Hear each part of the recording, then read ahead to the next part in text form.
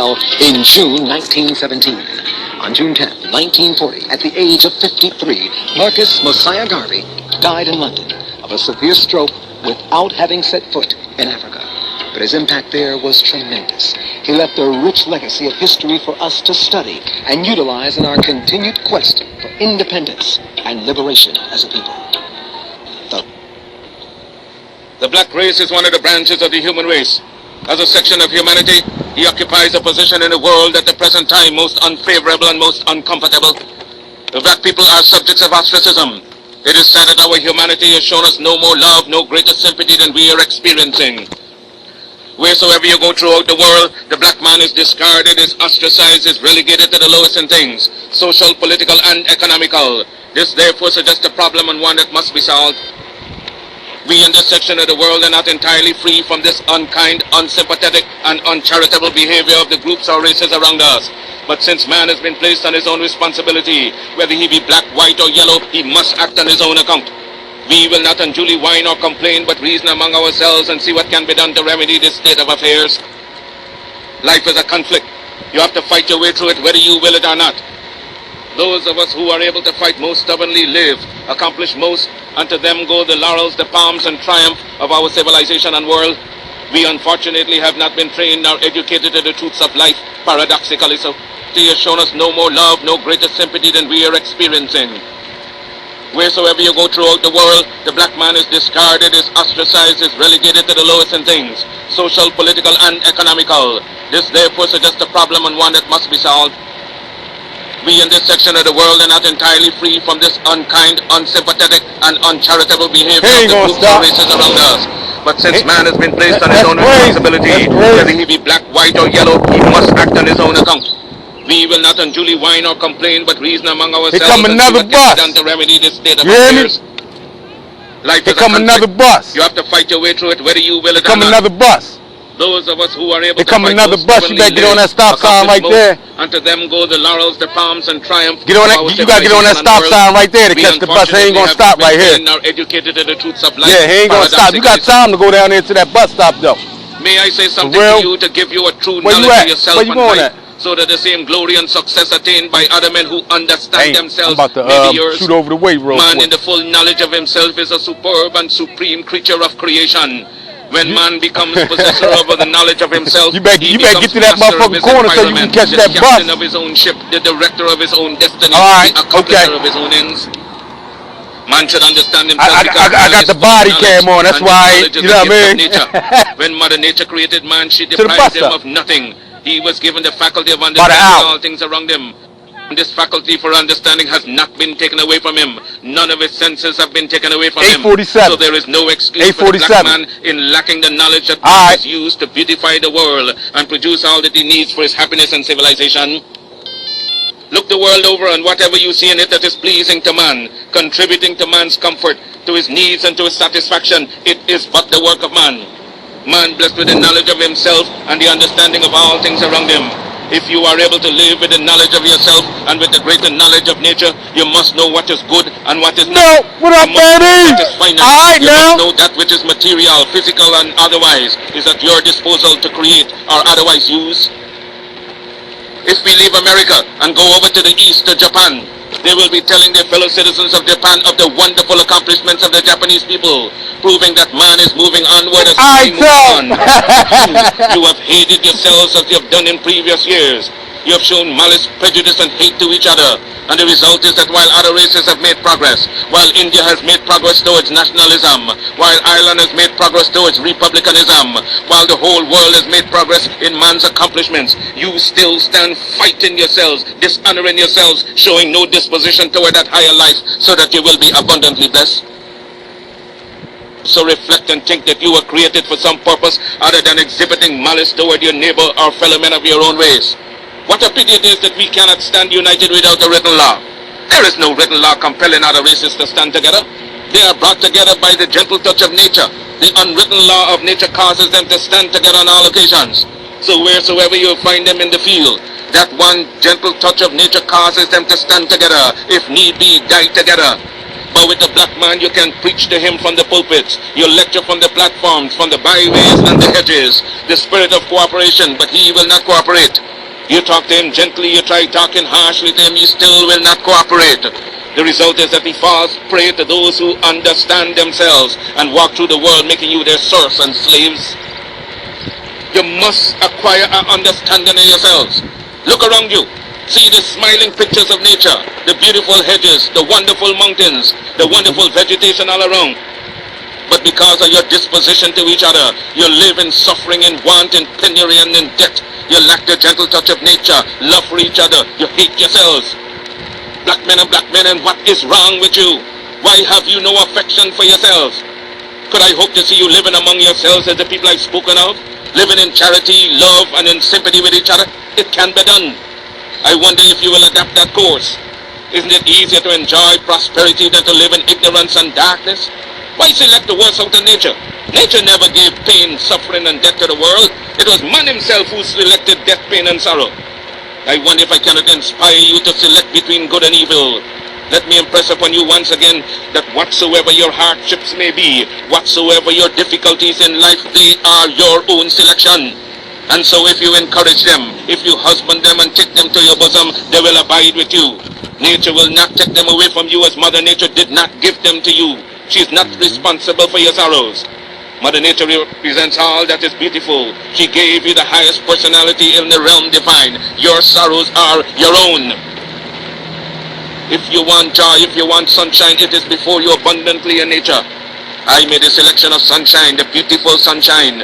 I made a selection to laugh with the moon, to laugh with the stars, and sing with the birds of the forest and of the wilderness, to join in the rhythmic music of the winds that sing from east to west and from north to south. Had I selected sorrow, I would have been dead a long time ago, and been without that which would send me into the presence of the divine, because I would have lived not with the knowledge that is divine. We must acquire the higher knowledge of life. Black men and black women, will you get the knowledge that the white man has that causes him to be leaders and masters in the world? They are not gods with a peculiar source for understanding the world around them. They have only given expression to the knowledge of their humanity and been able to use and conquer all to their satisfaction and glory. And that is why they are always greater than you in every community that you find them. Isn't it strange that wheresoever the white man is found, he takes precedence over you? Why is come that back so? and get that Jaguar later on tonight. Black women. Wheresoever you come in contact with the white man, you always have to go down in defeat before him. Whether it be in England, in France, or in America, you always have to go down to the white man, and yet he has 2 eyes, 2 feet, 2 hands, same passions, same senses and feelings as you have. Your feet are not put on opposite sides, now your hands turned around. I'm gonna come back later on tonight and get this pretty ass Jaguar out here. Knowledge and your mental faculty to the point where you will enjoy life around you. I'm only here and not in the gutters and in the pond of despair because I use my intelligence.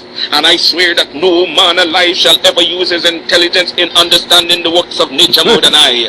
I shall rise as high as he ascends. I shall meet him on the same platform of mental equality and fight him till thy kingdom come, because nature created us equal. I want you to make up your minds as I've made up my mind years ago. Make up your mind that you will rise to the knowledge of your soul. Because of your ignorance, you cannot understand and decide between good and evil. You don't know whether you're doing right or wrong. With a greater knowledge of life, you're able to appreciate all things around you. I'm able to gather you here because I understand you. Understand your neighbor, your wife, your children, and you will be able to live in harmony with each other and get the best out of life. The early Africans were able to be the fathers of our civilization because they persevered in their object. When we hear the civilization of the Alexandrias, of the Timbuktus, the creation of the black man in the early ages, do we realize that the civilization we now enjoy was handed down to the present century? But the black man went back to sleep and is still sleeping. We are trying to awaken you to the true consciousness of yourselves. You young black men, you young black women, may we not appeal to you knowing you as we do. Turn over a new leaf, rejecting the ignorance, the foolishness, the childishness that has been your part for these many years. We've looked into your faces, you growing manhood, the rising generation, and no serious thought can we see registered on your countenance but the thought of vulgarity. I've been in your presence and my heart bleeds for you, the conduct you reflect. I've listened to your dirty language used to express yourselves when you could have expressed yourselves in good form. Can I appeal to the black manhood to turn over a new leaf? I I'm ashamed of my black manhood. And what I've said to the black man, I also said to the black women. Your conduct is disgraceful. Young women whose personality spells respectability. At the least provocation, the filthy words they utter would almost make you turn and run away from them. A race that cannot conduct itself any better than that is bound to go down in defeat, is bound to go down in death, in hell, and in degradation. Your conduct is going to destroy you. You're driving your best friends away from you. Men will not respect you because you do not respect yourself. As I come in contact with my race from both a financial and social point of view, I realize how weak we are in the essentials that make for success. You are your worst enemy. The black man goes into business and tries to do the right thing. But what do we find? He gets no support from his fellow man. They lie on him, they rob him, and the next thing you hear, he's out of business, pulled down by you, his brothers. Have no faith and are dishonest to each other. There is no love for the man in black. See how we are struggling as strangers in a foreign clime, struggling in America, in Europe, in Asia, and in Africa, where men look upon us, not with love. The government of the United States, along with the Federal Bureau of Investigation's Director J. Edgar Hoover, accused Marcus Garvey of using the U.S. mail to... After 11 hours of deliberation, That's when Garvey was in the jury court, was y'all. called in by the eminent What's going on, Jewish Judge Mack, How you? and given a second set Everything of instructions good? without their request. Oh yeah, The I gist see of it brother was home. that I if see they brother come back with a home. not guilty or Where hung, you at? to remember the expense in which the government would be paid. I heard that. What you been doing, Would Joe? have last time. The court, the jury, and the witnesses would have I to go heard through the entire exercise that. again. Look, you gotta get what They it went is, back into the guys. jury room and 30 minutes later came back with a verdict. Yeah. Justice is greater than the law. If justice was not included in the law, then the law would be of no use to us as human beings. What I was concerned with was the truth. I asked no mercy. I asked no sympathy. I asked for justice based on the evidence given in the courtroom. I later found out that the judge wanted to speed things up because he had an appointment with the International Zionist Convention in Chicago. It was also due to the fact that I had acquired my first set of papers for naturalization. In my closing statement, I told those 12 men that they were to judge a man by the testimony, by what had been brought into the case, by their judgment of what is wrong and what is right. You may condemn your body, but not the soul. It was not in their power to condemn the body. God condemns the soul. Judge me, and God will judge you for judging Marcus Garvey. Trial took 5.5 weeks, and every day I had a fight with the district attorney. As we went along, I realized it was impossible for me to escape the traps that were being laid out by the press, rival organizations, personal enemies, foreign governments who were interested in me being convicted. No one, not even the absent attorney, could have fought for me as I fought for myself, because he would have been risking the friendship and goodwill of the powerful influences that were aligned against me. There were several witnesses brought in by the government, who probably because of a bribe would say anything the prosecutors told them to. For instance, Morning, brother. a man with a superabundance of intelligence, could not say where he was really from. He claimed he was born in Sierra Leone, West Africa. That man was a coconut born in Antigua. Superabundance of intelligence, could not say where he was really from. He claimed he was born in Sierra Leone, West Africa. That man was a coconut born in Antigua. Gray disappeared from the UNIA with funds of the organization which he handled in my absence and for whom a warrant was out for his arrest. There was also Leo Healy. I regarded him as a friend. The very morning when he came in to testify, I met him outside, shook his hand, not knowing that he was there to testify against me. And he said I was a good man, then I was bad because I did not pay him the bills of the Black Star Line. Garvey was not the Black Star Line. We were not asking his opinion of the Star Line. We were asking his opinion of Marcus Garvey. He said understand that he believed that I was a member of the Ku Klux Klan. Now he knows there ain't no black man a member of the KKK. Well, when we placed Mrs. Lawson on the witness stand, well, she wore dark glasses obviously to obscure the movements of her eyes and her line of stare as she tried to communicate with the prosecutor. During cross-examination, we asked her to show her subpoena.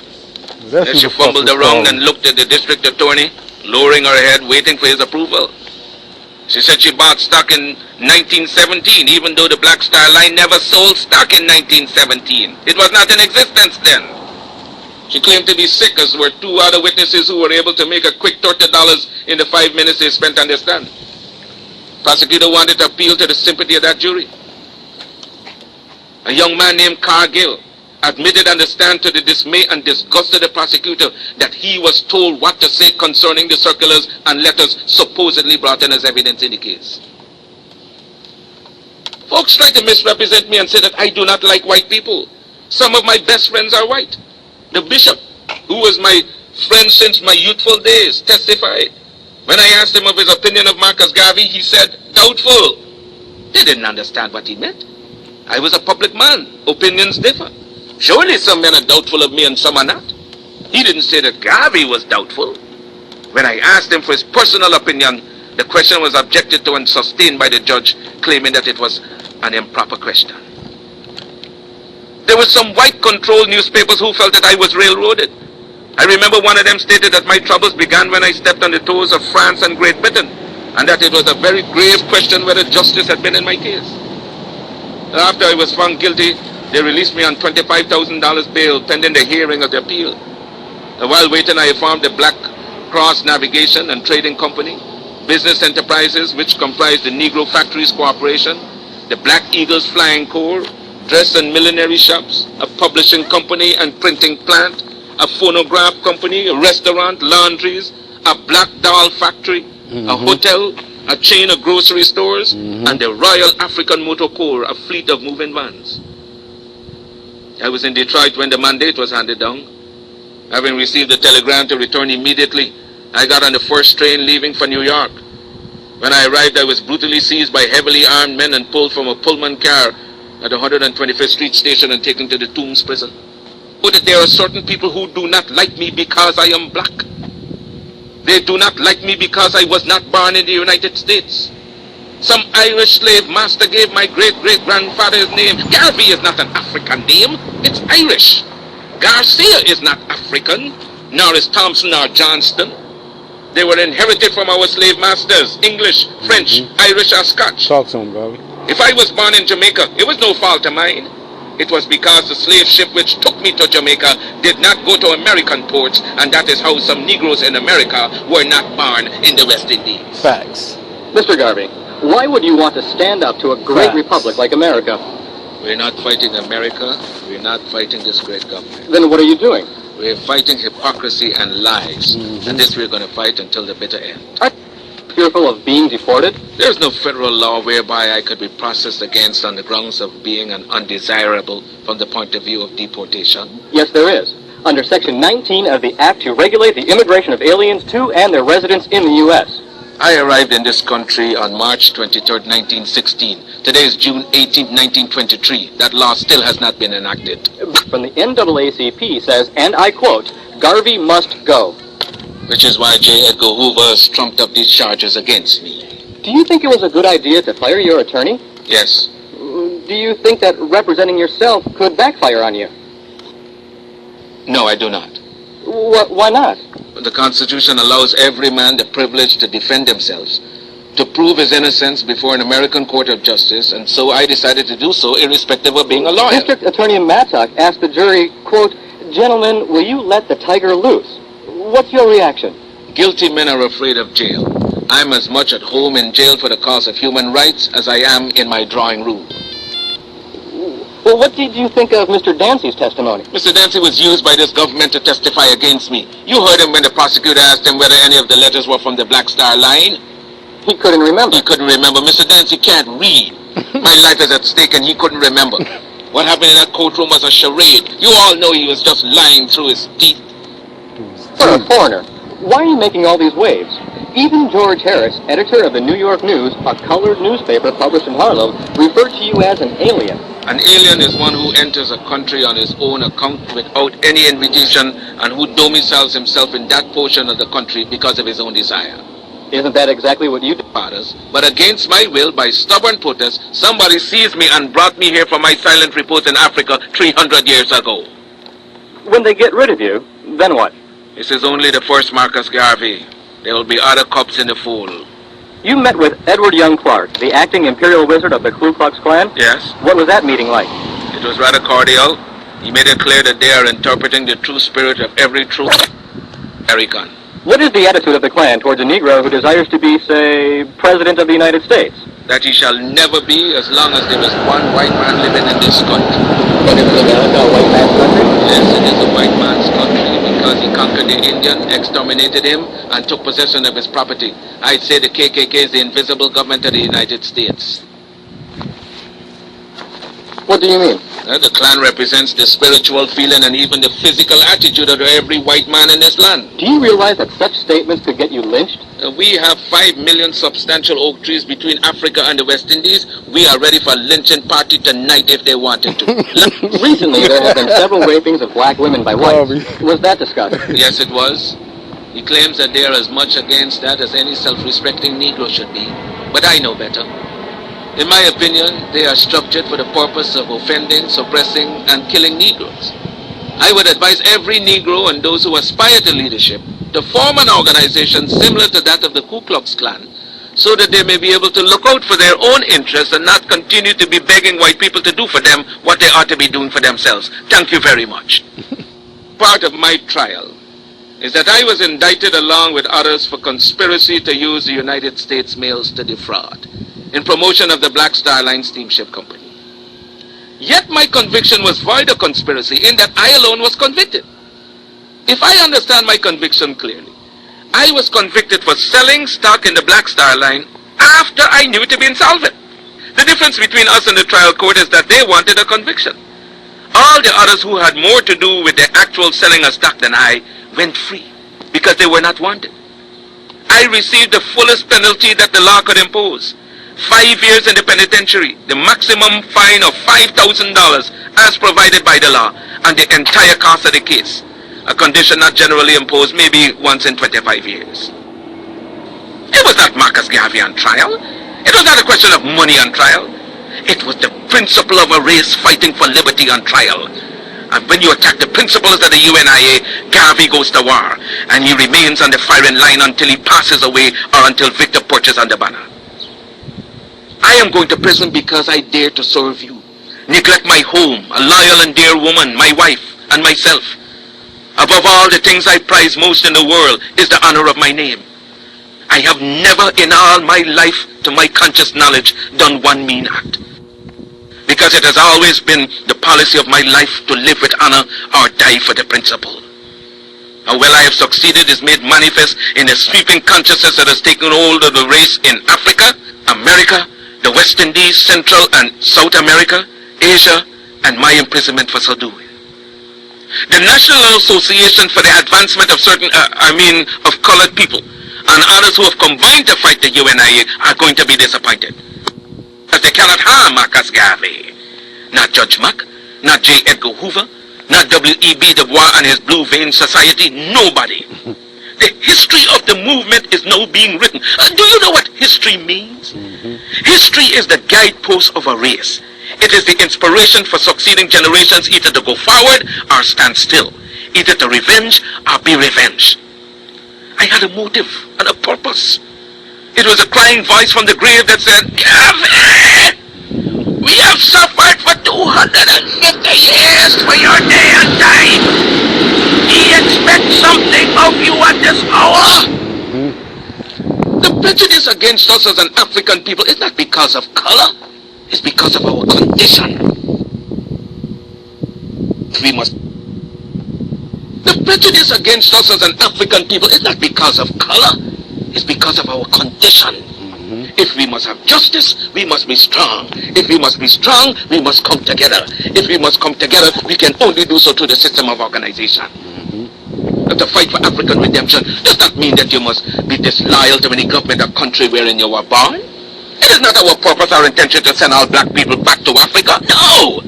Those of us who leave America to go settle permanently in Africa will become pioneers, pilgrim fathers of the new nation.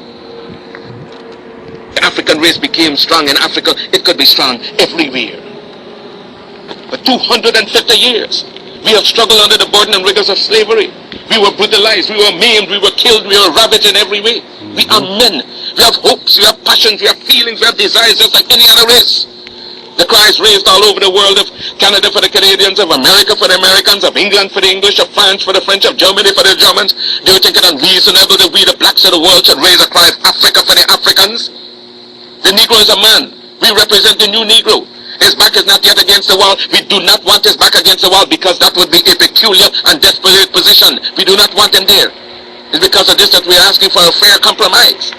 The Belgians have control of the Belgian Congo, which they cannot use. They have not the resources to develop nor the intelligence.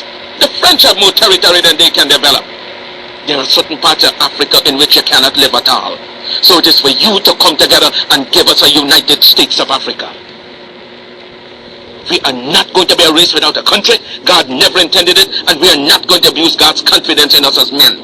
We are men, human beings, capable of the same acts as any other race, possessing under fair circumstances the same intelligence as any other race. Africa's been sleeping, not dead, only sleeping. Today Africa is walking around not only on her feet, but on her brains. You can enslave, as was done for 300 years, the bodies of men. You can shackle the hands of men. You can shackle the feet of men, but you cannot shackle or imprison the minds of men. Dive down, black men, and dig.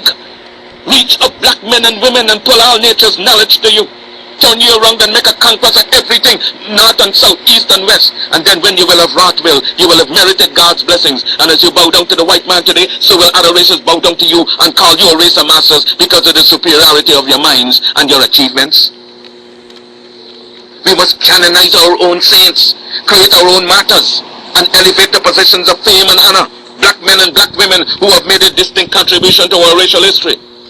Sojourner Truth is worthy of a place of sainthood alongside of Joan of Arc.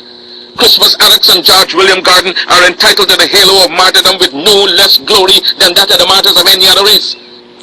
Africa's produced countless numbers of men and women in war and peace whose luster and bravery outshone that of any other people. Then why not see good and perfection in ourselves?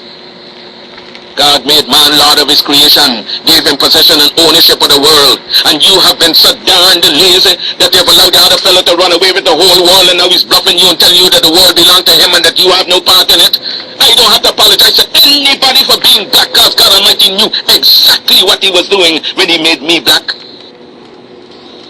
You race of cowards, you race of imbeciles, you race of good-for-nothings. If you cannot do what other men have done, what other races have done, what other nations have done, then you can we do it? Just die. We can do it. Is any leadership that teaches you to depend upon another race is a leadership that will enslave you. Facts. Let me say that again. Say it again, Garvey. Any leadership that teaches you to depend upon another race is a leadership that will enslave you. They gave leadership to our foreparents, and that leadership made them slaves. But we decided to find a leadership of our own to make ourselves free men. Babylon did it. Assyria did it. France under Napoleon did it. Germany under Prince von Bismarck did it. Britain under William Pitt, Earl of Chatham did it. America under George Washington did it. Africa with 400 million black people can do it. Because when the history of my suffering is complete, future generations shall have in their hands tracks worldwide.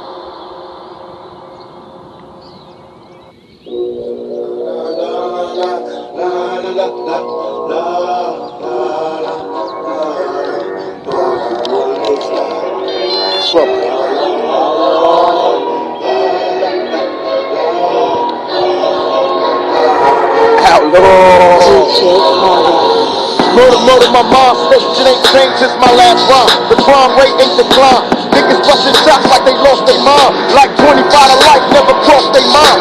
Tell me young nigga never learned a thing. Dead at 13 cause he yearned to bang. Just a lot of flowers, but how could I cry? Tried to warn a real nigga either stop or die. Mercy is for the weak, when I speak I scream. Afraid to sleep, I'm having crazy dreams. Vivid pictures of my enemies, family time. God forgive me cause it's wrong, but I plan to die. You can take me in heaven and understand I was a G. Did the best I could, raised in the sanity. Or send me to hell cause I ain't begging for my life. Ain't nothing worse than this cursed ass hopeless life of trouble. Ain't nothing stop me but a slug. I went from drug dealer to a shot caller. From up the block around the block and putting money in my pocket makes you wild baller. Bitch nigga I'm prepared to die before I fry. I hit the weed till I be forever behind my eyes. so much of misery. So before I flee, I open fire, let the Lord pick the first to bleed. Bitches don't wanna see me leave. For what I'm talking, tell them to bury me a G on everything I love. And fuck the law, cause the raw niggas ain't free. This bitch is clear, but we can't see. This game is jealousy, don't let them change. That's what they keep on